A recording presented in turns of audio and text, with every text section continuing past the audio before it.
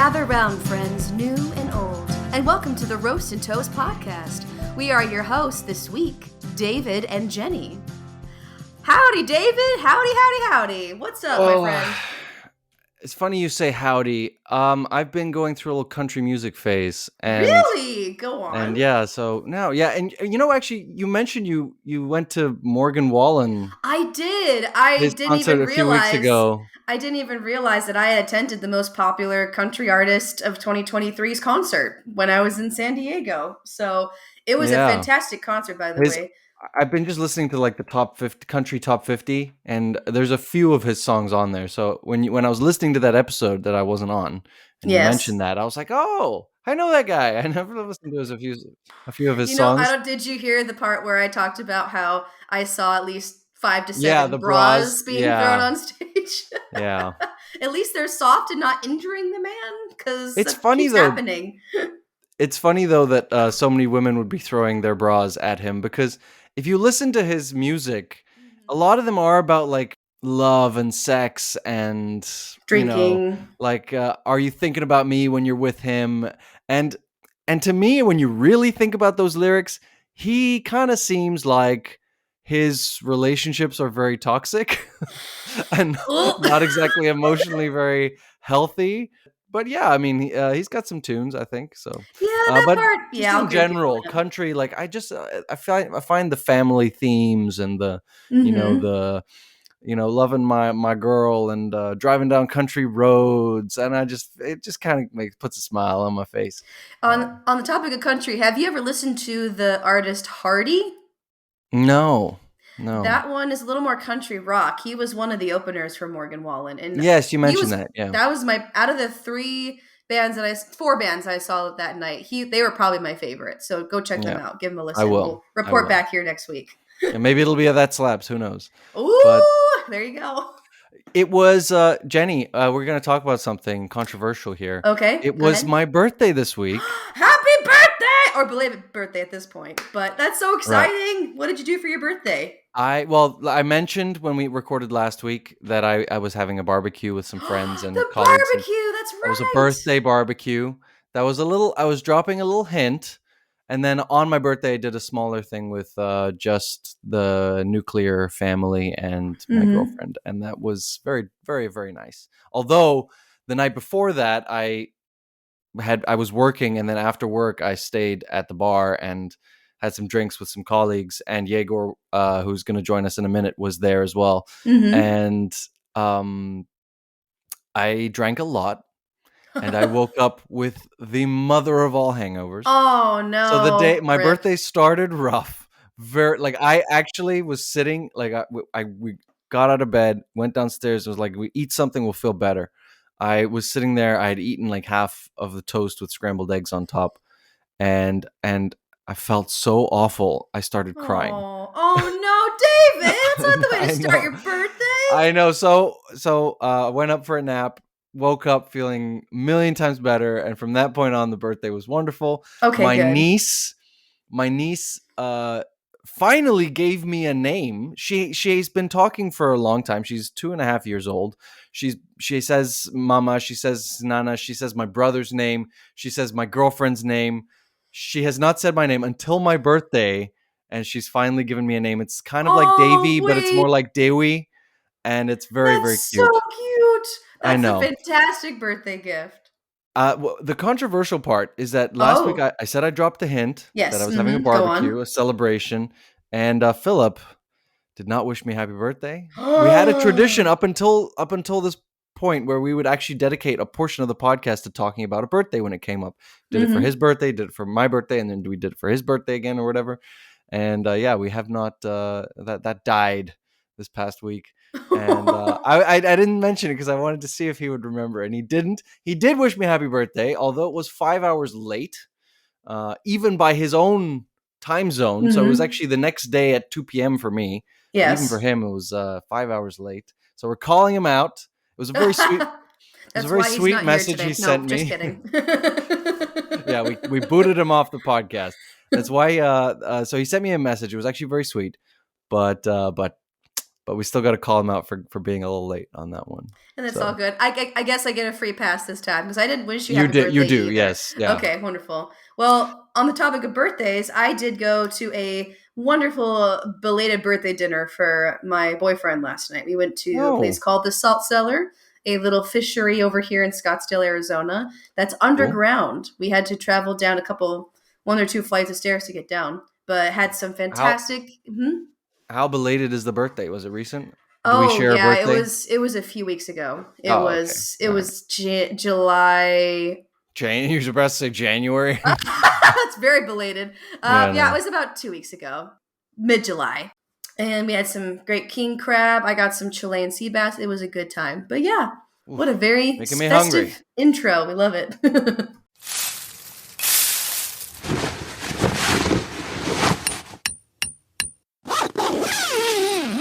Well, we have a Would You episode. We are very excited to be doing this. We have a lot of fun with it every few weeks. And it's not the first time Egor's come on for a Would You episode. I mentioned he was coming on this episode. Welcome, Egor, back onto the podcast. You razzled and dazzled us with your intriguing questions last time. So we're happy to have you back. Welcome. Thank you. Happy to be back. And nice to meet you. This is the first time you and I have shared an episode together. Yes, nice to meet you as well. Had one or two or maybe even 3 episodes with Phil now, but first time with you, Jenny. Woo-hoo. Heck yes, milestone episode. All right, well, we have all 3 of us are here now. Who would like to, how should we start this, David? Well, who should go first? I'm going to say let's have Egor go first. He mentioned he had 10 questions prepared. We're gonna have him narrow it down. We're gonna have him narrow it down, but he can eliminate one right off the bat. His favorite one. Go for it, Egor. Who's it for, and what's the question? I'll ask this one to you, David, as you're the recent birthday boy. Mm-hmm. Not that this is a birthday-related questions, but it is a gift. It is a gift. The only gift you'll get from me this time around. Here we go. Would you rather become the smartest person in the world or the dumbest person in the world? But here's the caveat. You will keep your current level of intelligence.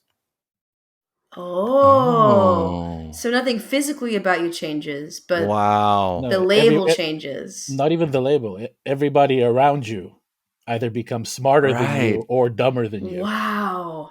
Dang. Good one. That's actually my first instinct was to go dumbest person in the world, because then at least maybe we'll make some goddamn progress. Well, but then you'll be the one holding everyone back. That's the problem. I think I'm gonna go with that though, because I wouldn't want to be. I think it's just a lifetime of frustration being the smartest person surrounded by idiots. I mean, I already have a taste of it, I guess. But yeah, that's my life every day. Right? Yeah. I'll go with that. I'll just be the dumbest. I'll be the big anchor holding the ship of humanity back, but at least hopefully people can drag me along. I mean, I'm a pretty intelligent guy. To be the dumbest guy in the world at my level of intelligence, and I'm not saying I'm a genius, but I think that's the way to go. Jenny, yes, David. Let me just ask one more question, separate from the game. Well, related to the game. Have you seen the movie Idiocracy? No, I haven't. Okay, never mind then. But I have seen on a different note, but still similar-ish. The Invention of Lying with Ricky Gervais, where he basically does become kind of the smartest person in the world just because that's a great movie. He's aware. He becomes aware where everyone else is still unaware. So, yeah. Okay, Jenny, would you rather, on the subject of birthdays, would you rather forget the birthdays of all your loved ones, or have all your loved ones forget yours? Well, mine's very hard to forget, so maybe I would rather have the second option, because it's still a happy, celebratory day where people gather for stuff. So I'll be around my family anyway. For those that don't know, my birthday is on Christmas Day. So I think I can get away with at maybe least, I should have asked that one of Egor. But I would not.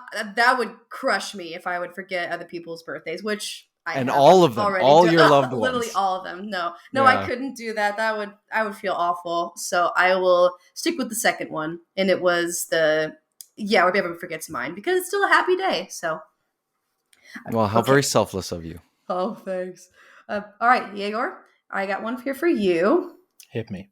Would you rather go on a silent, non-speaking retreat for a week, or go on a long weekend vacation with someone who never shuts up? A long non-speaking retreat every time. Every time. Immediately answered. Love it. Okay. I guess the destination would play a part in where I would choose to go. But lately, I've been longing for a little bit of peace, a little bit of quiet. Yes. A sense of me not needing anything from anyone else, and especially nobody else needing anything from myself. So I think I would definitely enjoy that quite a bit more than we can get away with somebody who never stops talking. Yeah. But I will say it would probably be nice to follow one up with the other. Definitely. Well, since David mentioned the movie The Invention of Lying, it actually goes very well with another question that I'd written down. Jennie, would you rather always know when somebody is lying, or always be able to get away with any lie you tell? That's a spicy one. I like both options. I would say always knowing when someone is lying, because that just seems like a cool superpower to have. And I wholeheartedly agree. I feel like you're going to end up a bad person if you can get away with lying. Yeah. It's going to corrupt you at some point. With great power comes great responsibility, and that any responsibility with that second option would just fly out the door. I would wreck that. I would use it all the time. So first one, David, let's move on to you.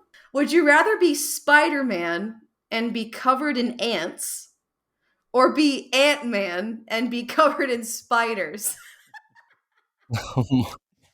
I know. That's how I felt when I read this one for the first time. Am I Ant-Man when he's shrunken? Or am I just Paul Rudd, like a normal size, Paul Rudd Ant-Man?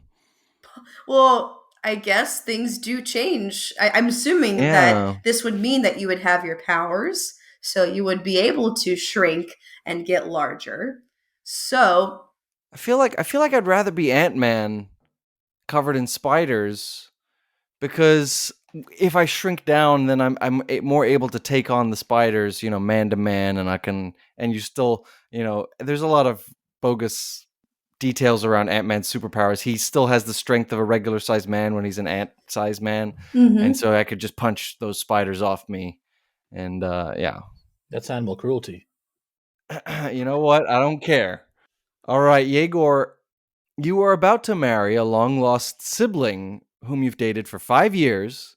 Would you rather find out that they're your sibling on the day of your wedding in front of everyone, or by yourself when you're 60 years old? On the day of the wedding, surely. But you've been dating this person for 5 years. Right. It's going to be heartbreaking. Right, but better to cut it off at 5 years than, ruin a whole 60. Also True. Assuming any potential, genetic repercussions of procreating with your spouse. And, the whole family is already there. They get to meet their long-lost relative as well. Oh, funny. Fair enough. Since it's already an event, make it a reunion instead of a wedding. And then, hopefully everybody gets happy enough that they don't think about the past 5 years. What about the fact that you've been boinking this person for 5 years? Boinking. Who said I've been boinking them? Oh, maybe when they were long lost, they decided that they would be saving themselves till marriage, and that was the saving grace of this whole situation. I'm gonna say, as the creator of this scenario, that's not the case. But let's move on. Well, still better 5 years than 65 years. Fair enough. Am I going back at you now, David? Yep, we're back to the original order. All right, David. Would you rather that the song Soldier Boy by Soldier Boy is the only thing you can listen to for the rest of your life? Oh no. The only music you can listen to for the rest of your life? Or would you rather every fifth time you say the word you, it comes out as you? This is a great one too. Oh, Soldier Boy, sweet memories. I'm gonna have to go with the you because there's no way I could listen to Soldier Boy on repeat for the rest of my life. No, you don't have to listen to it, but it's the only thing you can listen to. Right, exactly. I would miss music too much, so I'm gonna have to be going you every. Maybe I just have to speak Spanish more. I'd be like tú. Tú. Yeah, but happen in every language. Okay, is that right? Yeah. Jennie. Yeah.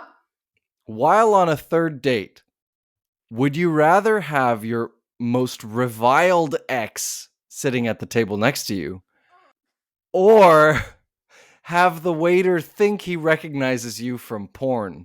I'd say the second one because I already have this issue where people think they recognize me a lot in public, and I always have to say, nope, I just have one of those faces. So it would not be out of place for this to happen.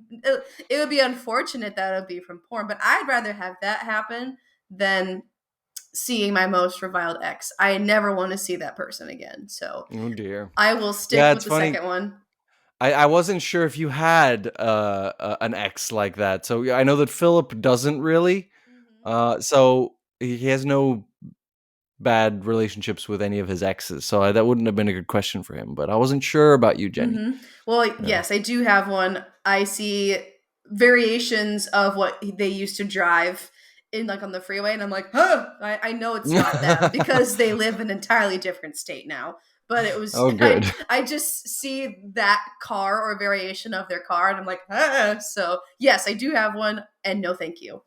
All right, for our guest, Egor, let's do this one.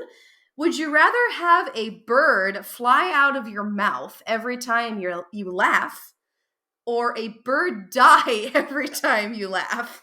Is it a different species of bird every time that flies out of my mouth? Oh no! We'll keep it consistent, and we'll make sure that they're small. So little tiny bird fly out of your mouth. Okay, it's like a little hummingbird. Yeah, a little hummingbird. Oh, that'd be nice. I will go with a bird dying every time I laugh.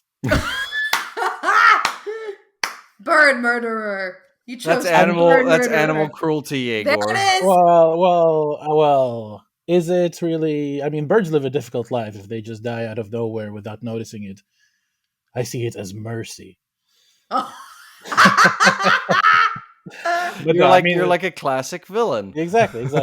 But no, I feel like plenty of birds die already, and probably also a rather villainous justification. But what's one more a day? Jennie, would you rather have a vertical mouth or a horizontal butt crack?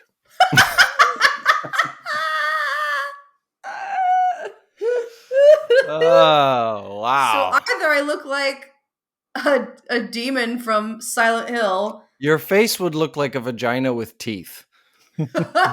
It's true! Vagina dentata! Anyway, I don't know. Pants might feel very weird and uncomfortable. You can never wear a bikini again? Yeah, that would... Oh, wow. I didn't even think of that, but now I am, and I just don't want that image in my head. I will probably choose the first option because I can at least train myself to adjust to the new shape of that mouth, but I don't know if I can live with being uncomfortable in clothes just based on the way things are shaped in that change of shape. So, interesting one. But yeah, I'll look like an alien, but you know what? That's life. Anyway, David, this one's a good one too. Would you rather? I don't know if this one's been asked before. Would you rather accidentally say "I love you" when getting off the phone with your boss, or accidentally say "baby" when talking on the phone with your mom, with Sweet Jackie? I think I'm gonna say I love you to my boss and laugh it off. Hopefully, like be like, oh yeah, that was so weird. I don't want that awkward moment, with my mom. No. Yeah, understood. I would avoid that too. I would do the Yeah. same thing. All right, Yegor, would you rather have to explain Barbie to a conservative old man or Oppenheimer to a 5-year-old? But in either case, you have to make them understand it.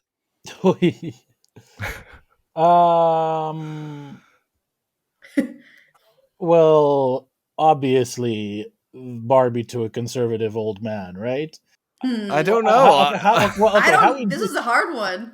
I mean, I don't interact with a lot of conservative old men in my day-to-day life, so it might be that I'm underestimating the scale of the challenge.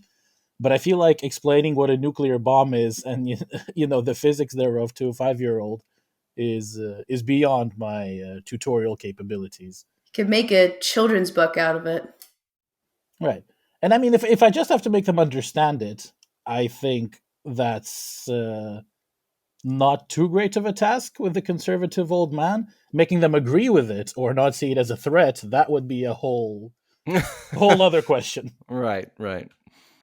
All right, that's it. I think we've made all the rounds. Everyone's asked 4 questions. Let's move on. Yes, shall we?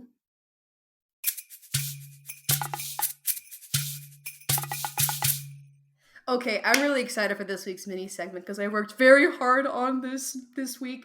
This is fun factoid this week. What I've done is I have gathered, for those who are new listeners, I have picked a real fact and a fake fact. I'm going to present them to our other 2 members here of this episode, and they're going to guess which is the real fact and which one is the fake fact. Boys, are you ready? Ready when you are. All right. Fact number 1. Pluto has never made a full orbit around the sun from the time it was discovered to when it was declassified as a planet. Fact number 2.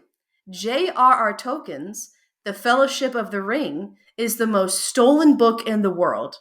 Which is the real fact and which is the fake fact? Go! I will excuse myself because I know which one is the real one. So, David, this one's all yours. Okay, I'm gonna say that I would imagine the most stolen book in the world would be like, I don't know, the Bible or something like that. So I'm gonna say that Pluto hasn't made a full rotation. I think I've heard that before somewhere, maybe. So I think the Pluto fact is the real fact. And you trusted your gut and you got it right. Yes, Pluto, that is the real fact. And you were actually right on the money. The most stolen book in the world is not the Fellowship of the Ring. It is the Bible. The Bibles are stolen all the time from everywhere. Public libraries, hotels, wherever you get in places of worship, because they get really expensive. And I guess, I'm not really religious, but I guess the word of God is always in very high demand. And they're also free everywhere. So it's very easy. People just take it and just take it home with you. And yes, to put numbers into perspective, Pluto was discovered in 1930 in Arizona. Represent. And it takes 248 Earth years for it to take a full orbit. So it's technically not done with this current rotation until 2178. We'll all be gone by then. But you've got this, Pluto. You're going to make it. It's not even halfway yet. Not even halfway. Not even halfway.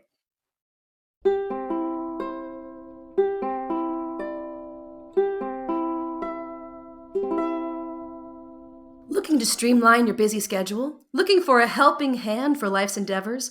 Details by Claire is here to make your life easier. Visit www.detailsbyclaire.com to explore a wide range of services, including calendar management, website creation, and even voiceover work. Claire's attention to detail and dedication to her clients are unmatched. Don't let the game of life overwhelm you. Visit www.detailsbyclaire.com today and discover the convenience and expertise of Details by Claire. Yegor, we are going to play a game, but first we have a few questions just to get to know you a little bit, for the listener to get to know you just enough to, I don't know. My question for you, Yegor, if you had to choose between never watching sports again or never watching films again, which would you give up? I would give up, I think, sports. You are a big sports guy, and you are also a huge film buff. So right, and I think I'm more of a film buff than I am a sports buff. And while in sport you do often get interesting, narratives, you get these David versus Goliath stories, these emotional moments that really rile you up. I feel like the hit rate for how much of sports you need to watch versus how many movies you have to watch is skewed enough in the movie's favor that that movies would be more interesting for me. And also, I feel there's a lot more variety there. I mean, maybe if I wasn't watching movies all the time, I'd be watching a lot more sports and getting into a lot of different kinds of sports. I know you've been trying to get me into rugby for the last 10 years or so, with at least with moderate success. But I think we are going to a World Cup game together in a month or in a month and a half. So are you actually? There's That's at least so that. Yeah, we are. We're driving down to France to go see. What is it? Scotland versus Romania. Romania, I believe. Yeah. Oh wow! And he got me into NFL enough that the week after that, we're flying to London to watch an NFL game. That's true. Dang, you're doing all the sports adventures. Yeah. Yeah. Okay. And yet, despite all that, I'll stick with films. Yeah. Okay, Egor, what is the coolest public event that you've randomly stumbled into? You didn't know it was happening. You just found it one day while walking around, and you were like, "Wait, this is pretty sick. I'm going to check it out." The most recent one, or at least the most vivid memory that comes to mind at the moment.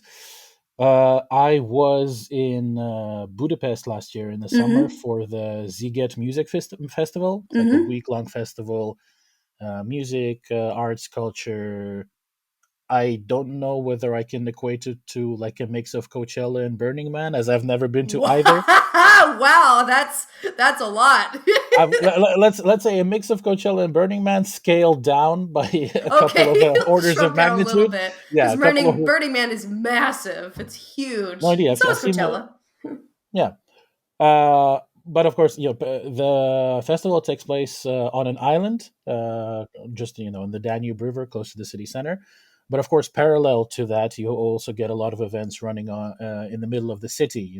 Just a lot of live music, events, bars, things of that nature. Yes. And one day when we were walking back from the festival, me and some of my friends, we stumbled upon a jazz sort of battle of the bands type of deal.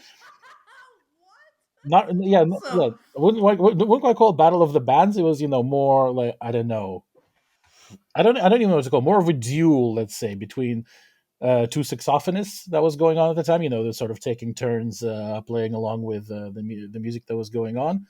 And then eventually, throughout the night, there were more other musicians, other instruments joining in, and then it devolved into a whole, jazzy party sort of vibe. So yeah, fantastic atmosphere, great event that really stumbled onto out of nowhere, just walking around Budapest. So yeah, that's so cool. That'll be the one.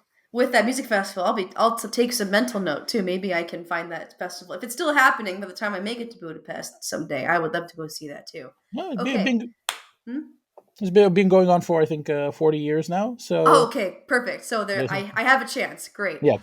So in honor of Teenage Mutant Ninja Turtles Mutant Mayhem coming out recently, I noticed that Seth Rogen is starring in the film and is also a major producer for the movie. So I thought it'd be fun to play a little game where I've gathered names of some production companies that have, and I will name some of the movies they've produced, and I want you to guess who the actor is that is associated with this company. Actor producers. They're either co-owners or they're co-founders or reigning presidents. So we're just going to play a little guess the actor producer this week. How does that sound, guys? So this is not necessarily film related companies or. No, they're film production companies. So these are movies. I see. Okay, yes. Right. So they've produced. I was about to be like, I know Ryan Reynolds has a big stake in like some Wadsworth football team in not the sports UK. related. No, okay, yeah. no, you will not get anything sports related from me. No, Egor would like to correct me. Hold on, Egor wants to correct me on something. The team was called Wrexham United. Wrexham United. There you go. Well, I will be naming some of, like I said, I will be naming some of the films that have been produced by each of these companies. So, okay. Your object is to guess. I'll give you the options. I've got 3 options of potential actors for each company, and it's your job to guess. Let's go ahead and begin. So, company number 1 is Gary Sanchez Productions. They have produced movies such as The Menu, Vice, and Step Brothers. Now, is the actor associated with this company? Is it Will Ferrell, Adam Sandler, or Steve Carell? Now, we didn't don't answer yet. Just shout your name as your buzzer. Go. David, I'm gonna guess Will Ferrell. Yes, Will Ferrell is correct. So that is 1 for David. Perfect, thank you. And then now that we've established that, that'll be better. Okay. Company number 2, Malposo Productions. It was founded in 1967, and it has produced films such as $1 Million Baby, The Mule, and American Sniper. Which of these actors is associated with this company? Egor. Oh, you already know? I don't know, but I have a strong guess, and I feel like I need to get out ahead of David on this one. I'll let you. Go ahead. You'll have the floor. Is it going to be Clint Eastwood? You actually are correct. It is Clint Eastwood. The other options were Liam Neeson or Bradley Cooper, but you had it right before I even listed it. What were the films you said? $1 Million Baby, The Mule, and American Sniper. Yeah. And my options were going to be Liam Neeson, Clint Eastwood, or Bradley Cooper, but we already have it correct. We already got an answer, yeah. All right, so that's 1 for David and 1 for Egor. Option 3. Now we're steering towards an actress name. This is for the production company Flower Films. It was founded in 1995. They have produced a very wide array of movies. Some romantic comedies, such as 50 First Dates, several Charlie's Angels films, and randomly several horror movies, such as Donnie Darko. Now, is it Reese Witherspoon, Demi Moore, or Drew Barrymore? David. Egor. I heard David's name first. I'm going to go with Drew Barrymore. That is correct. That is 2 for 1. David is in the lead. And that was so funny. I was like, oh, of course, Drew Barrymore's got horror movies under her belt because she's in E.T. and she did all of these other movies too. Firestarter. For me, it was the scary movie, wasn't it? In the first one. No. I was going to say it was the Charlie's Angels that really tipped me off. Oh yeah, Charlie's Angels, 50 First Dates, but I think 50 First Dates, yeah. Yeah, a horror movie. Wasn't she either in Scary Movie or in Scream, the first one?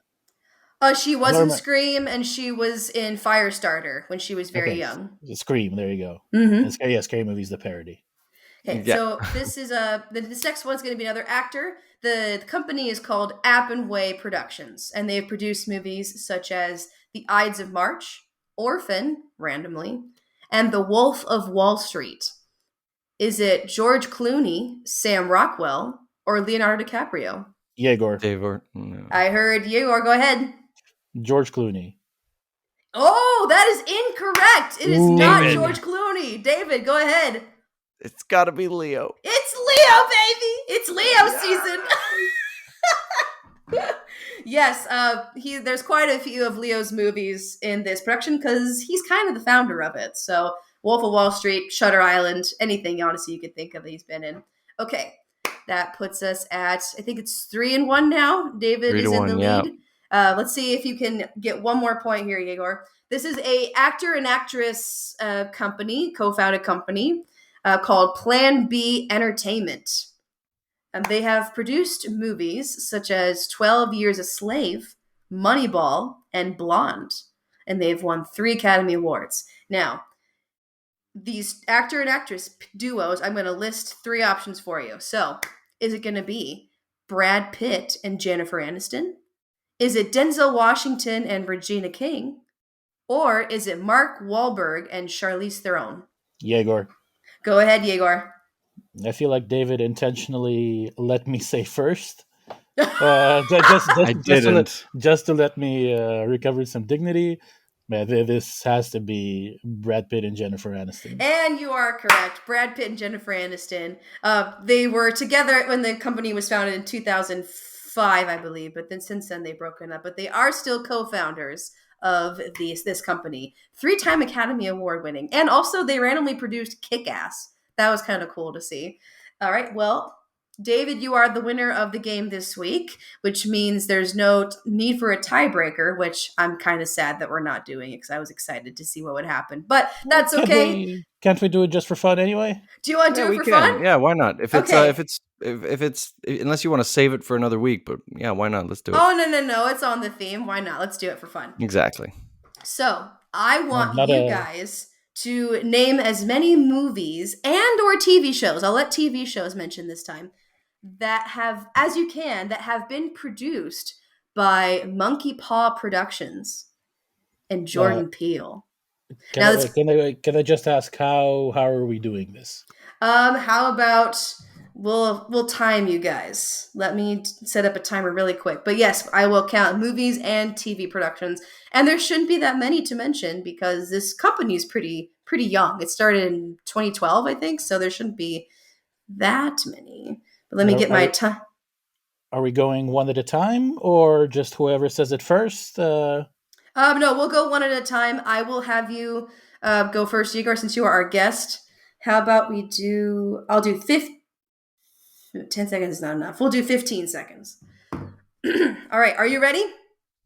I am ready. Get Out, Us, Nope, Keanu. I feel like he was involved with Candyman, but I don't know.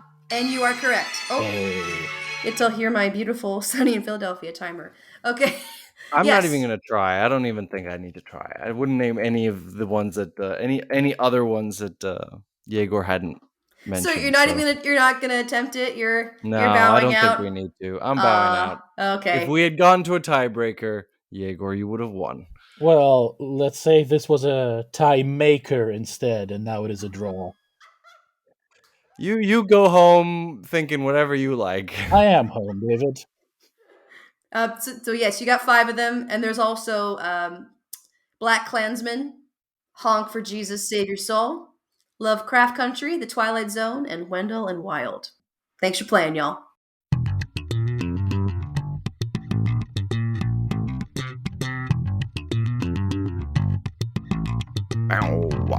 Ow. Thank you, Jake, for bringing us into That Slaps.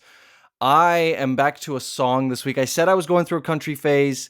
For me, what slaps this week is I'm going with a song called Something in the Orange. It's kind of a heartbreak country song. Something in the Orange. As many of them are, and I quite enjoy it. It is by...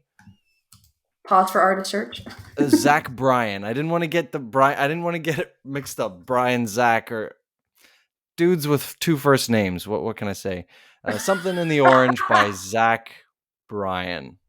Well, I was going to bring a movie this week. However, I have listened to a new drop as of literally last night.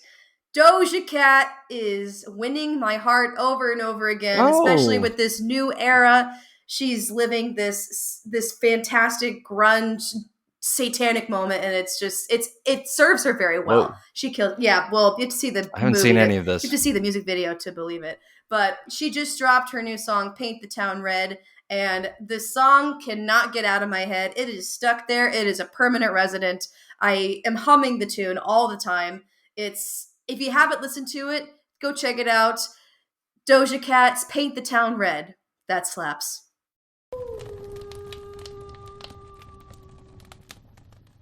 All right, well, the fire's dying down, and it's getting quite chilly, so it's time to get snugly in the sleeping bags. But before we say goodnight, here are some people we want to thank.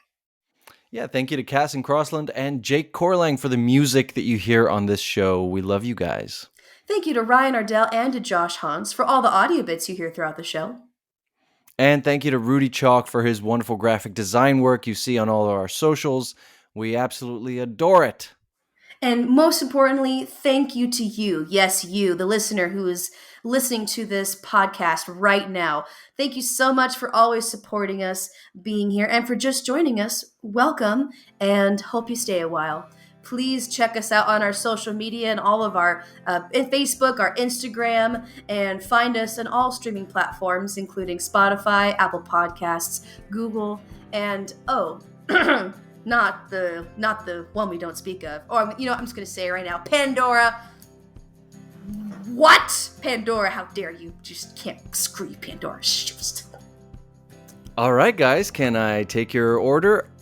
Wait, hold on a second. Aren't you the bear from Cocaine Bear?